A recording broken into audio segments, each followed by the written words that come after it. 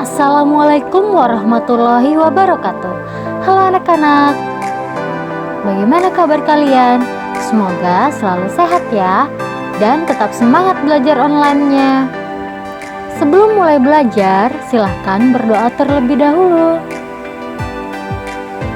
Baik, hari ini kita akan belajar PLH tentang sampah di sekitar kita serta mengenal tempat sampah. Langsung saja yuk. Di sekitarmu kini sudah terasa asri dengan tanaman atau pohon yang kamu pilih dan tanam. Akan tetapi, jika di sekitar kita juga masih banyak sampah, tidak akan terasa bersih dan nyaman. Sampah bisa berbentuk macam-macam. Pernahkah kalian minum air mineral dalam kemasan gelas atau botol plastik? Apa yang kamu lakukan bila minuman itu sudah habis? Pasti kalian buang gelas plastik itu kan? Bagaimana saat kalian makan buah-buahan? Tentunya kulit dan biji buah tidak kamu makan. Kulit dan biji buah tersebut kalian buang. Dan pada waktu kalian jajan atau makan makanan yang memakai bungkus, tentunya bungkus makanan itu dibuang.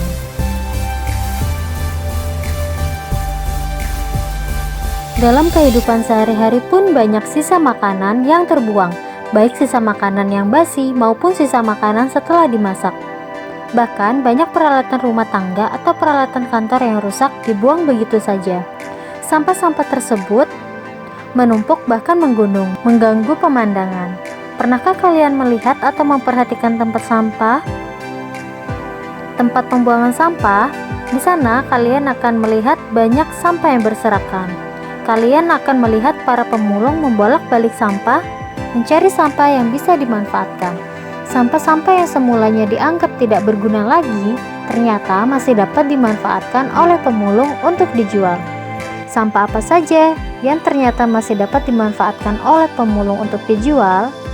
Kira-kira kalau dijual akan dibuat apa ya oleh pabrik pengolahan sampah?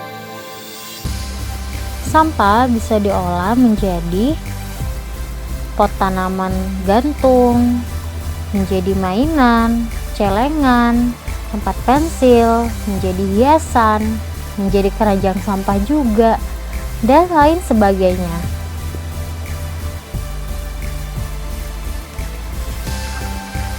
Lalu coba kalian perhatikan saat ibu sedang memasak di dapur, selalu ada yang dibuang kan? Karena dianggap sudah tidak dibutuhkan lagi.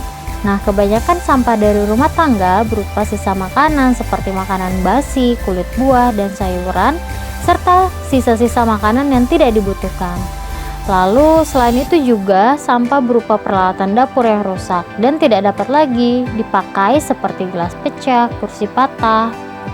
Lalu, coba amati juga pohon-pohon di sekitar rumahmu, seperti sampah ranting dan dedaunan yang berasal dari alam. Sedangkan sampah pemukus kue, botol plastik, dan kertas adalah sampah hasil kegiatan manusia. Nah, apa yang kamu buang setiap hari saat kalian melakukan kegiatan sehari-hari tadi? Ya, benar, sampah. Kemanakah kalian biasanya membuang sampah itu? Bagaimana cara memilah sampah? Yuk, kita kenali tempat sampah sesuai dengan fungsinya. Yang pertama, tempat sampah organik. Nah, ditandai oleh warna hijau. Jenis tempat sampah berwarna hijau merupakan wadah untuk sisa makanan organik. Nantinya, sampah ini bisa dijadikan pupuk kompos. Biasanya, sampah organik berupa daun-daunan, bekas sayuran, dan lain-lain. Selain itu, tempat sampah ini juga mempercepat pembuatan kompos. Lalu yang kedua yaitu tempat sampah non-organik berwarna kuning. Warna kuning menjadi ciri khas bagi tempat sampah untuk jenis non-organik seperti plastik bekas, kemasan air mineral berbahan plastik, dan lain-lain. Dengan adanya tempat sampah ini dapat mempermudah pemanfaatannya sebagai kerajinan daur ulang atau daur ulang di pabrik. Lalu yang ketiga, tempat sampah non-organik berbahaya atau disingkat B3 berwarna merah.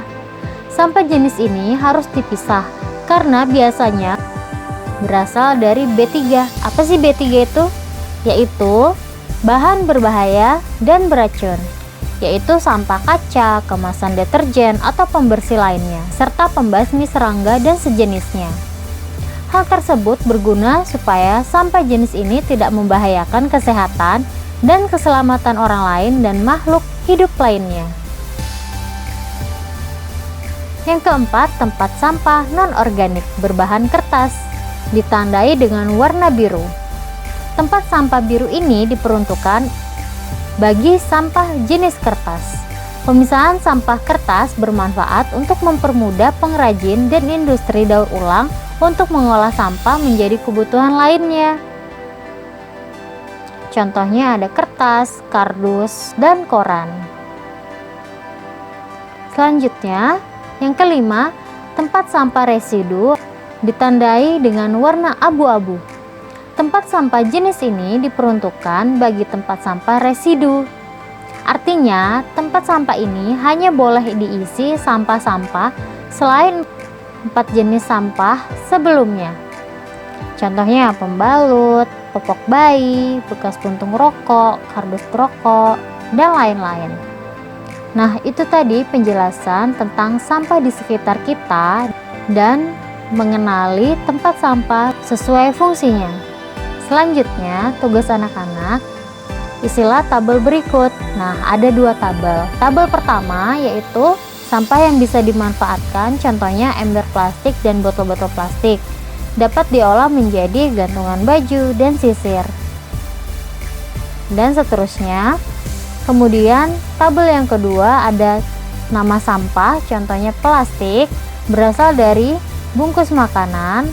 Lalu tempat membuangnya adalah tempat sampah daur ulang, yaitu tempat sampah non-organik berwarna kuning.